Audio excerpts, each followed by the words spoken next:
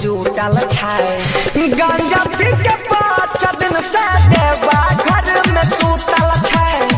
गांजा पी के 5 दिन से देवा घर में presented by Miss Call Music।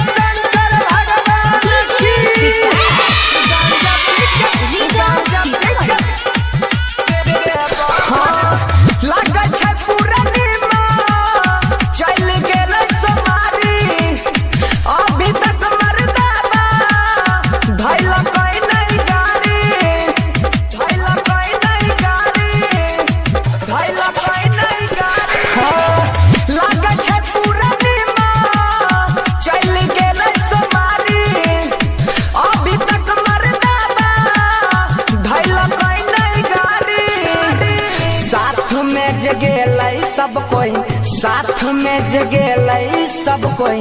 नासा में बोतल छाय गांजा पी के 5 दिन से देवा घर में सूतल छाय गांजा पी के 5 दिन से देवा घर में सूतल छाय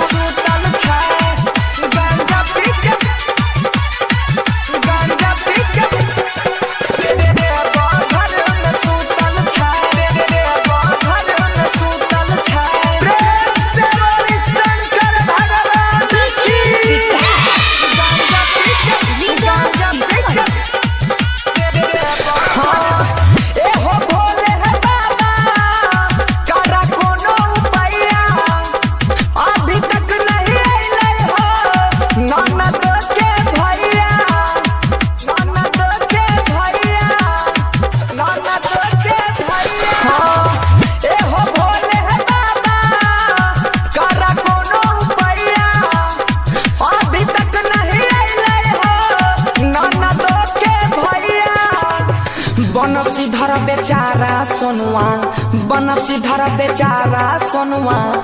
के संग में आबै छै हमर